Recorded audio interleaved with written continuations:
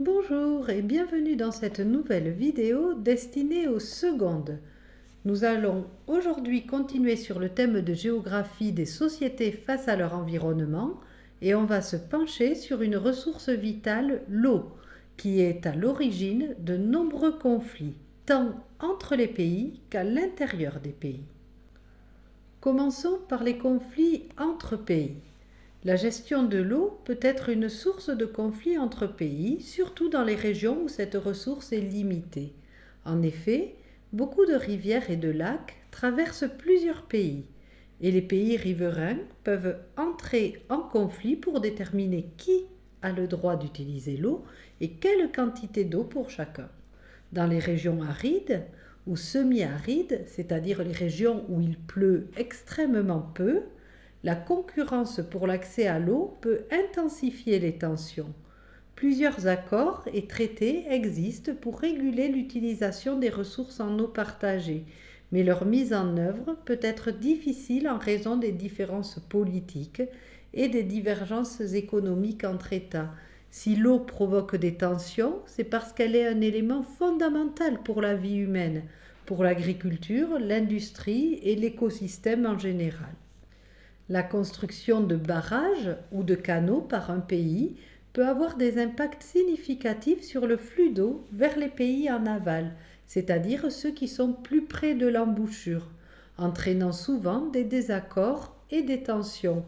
En stockant de l'eau pour différents usages comme l'irrigation ou la production d'électricité, les barrages réduisent la quantité d'eau disponible pour les pays en aval, ce qui affecte leur approvisionnement en eau potable, leur agriculture, leur industrie et tous ceux qui nécessitent de l'eau.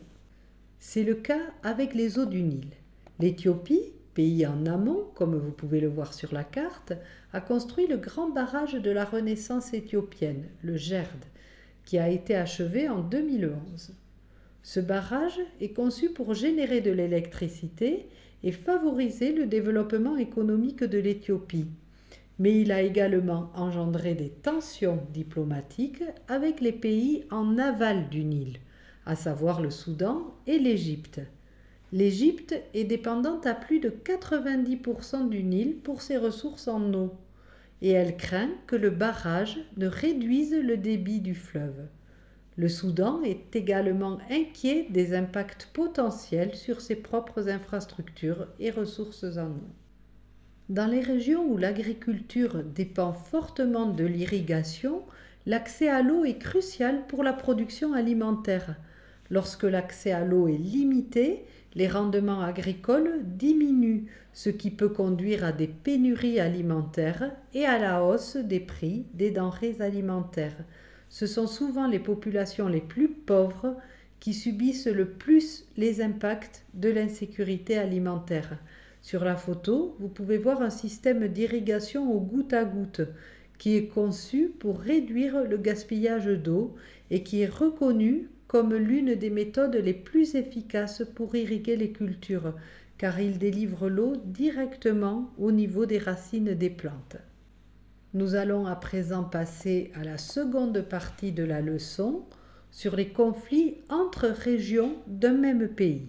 Même à l'intérieur d'un même pays, la gestion des ressources en eau peut être une source de conflits entre différentes régions. En Californie, par exemple, la gestion des ressources en eau est un sujet complexe et souvent controversé en raison des différences géographiques et climatiques entre le nord et le sud de l'État. Le nord de la Californie, avec ses rivières et ses précipitations annuelles plus élevées, dispose de ressources en eau plus abondantes. En revanche, le sud est caractérisé par un climat aride et une population beaucoup plus dense, ce qui nécessite d'importantes quantités d'eau pour l'agriculture, l'industrie et la consommation domestique.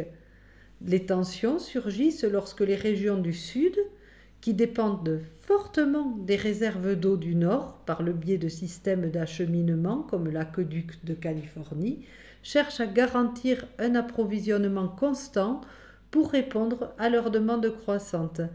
Le nord a finalement l'impression que le sud lui vole son eau. Un autre exemple est celui des eaux de la rivière Ebre en Espagne.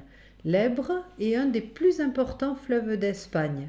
La Catalogne, qui dispose d'une agriculture variée et intensive, cherche à garantir un accès suffisant à l'eau pour soutenir ses exploitations agricoles, notamment en période de sécheresse. La communauté de Valence est également dépendante de l'eau pour ses cultures. Ils font beaucoup d'agrumes en particulier et également pour son développement urbain. Des projets tels que le plan hydrologique national ont visé à transférer des eaux vers la région de Valence, ce qui a exacerbé les tensions. Les disputes concernant les ressources en eau ont entraîné des mobilisations populaires dans les deux régions. Les agriculteurs et les groupes environnementaux s'opposent souvent aux décisions perçues comme favorisant une région au détriment de l'autre. Ce climat de tension a également des répercussions sur les relations politiques entre le gouvernement central espagnol et les gouvernements régionaux. Passons à présent à la troisième partie de la leçon qui concerne les conflits d'usage. Un conflit d'usage, c'est une opposition entre différentes personnes ou organismes qui veulent utiliser différemment une même ressource. Ici, c'est l'eau, cette ressource. Les conflits d'usage liés à l'eau sont très nombreux et ils sont particulièrement fréquents dans les contextes où les ressources en eau sont limitées et que les communautés ont différentes priorités. Nous avons tout d'abord les conflits entre agriculteurs et urbains. La principale priorité des agriculteurs est de garantir la production alimentaire. Ils ont besoin de quantités importantes d'eau pour irriguer les cultures, surtout dans les régions semi-arides, et pour abreuver leurs troupeaux. Les urbains, quant à eux, peuvent avoir des besoins variés, comme l'arrosage des jardins ou le remplissage des piscines. Ces usages peuvent être perçus comme moins essentiels par rapport à la production alimentaire. Lorsqu'il y a une pénurie d'eau, la concurrence pour les ressources augmente. Les agriculteurs peuvent être contraints de réduire leur surface cultivée ou de choisir des cultures moins exigeantes en eau. Et les habitants des zones urbaines peuvent également subir des restrictions sur l'utilisation de l'eau, ce qui peut entraîner des tensions, chacun pensant que l'autre groupe est privilégié. L'eau peut provoquer des conflits d'usage entre l'industrie et les communautés locales. Les industries, comme celle de la fabrication de coton, consomment d'énormes quantités d'eau pour leur processus de production. Cela peut entraîner une concurrence directe avec les besoins des communautés locales qui utilisent également cette eau pour l'agriculture et leur approvisionnement en eau potable. Lorsque les ressources en eau sont principalement allouées à des activités industrielles, les communautés locales peuvent faire face à des pénuries d'eau, ce qui peut affecter leur santé, leur alimentation et leur subsistance même.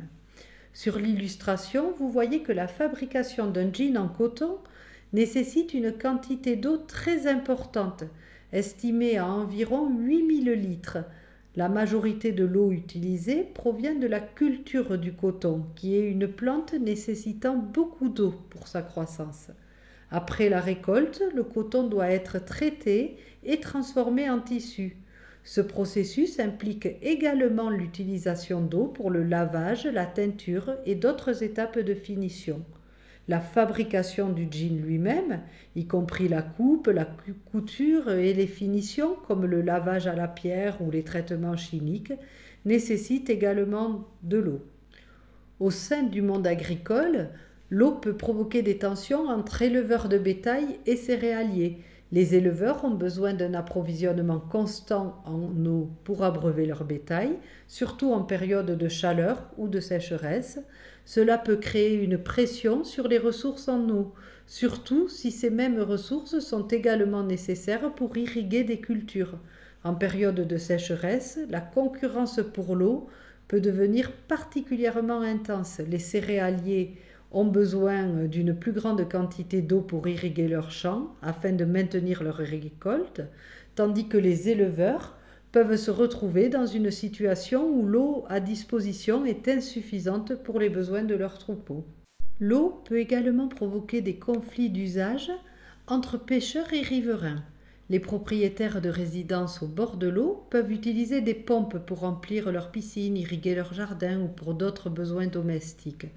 Cette extraction d'eau réduit le niveau d'eau dans les rivières ou les lacs, ce qui peut avoir des conséquences sur l'écosystème aquatique. Une diminution du niveau de l'eau peut entraîner une diminution de la population de poissons, ce qui est préjudiciable à la fois pour les pêcheurs et pour la biodiversité aquatique. Voilà, nous avons terminé cette leçon sur les conflits liés à l'eau.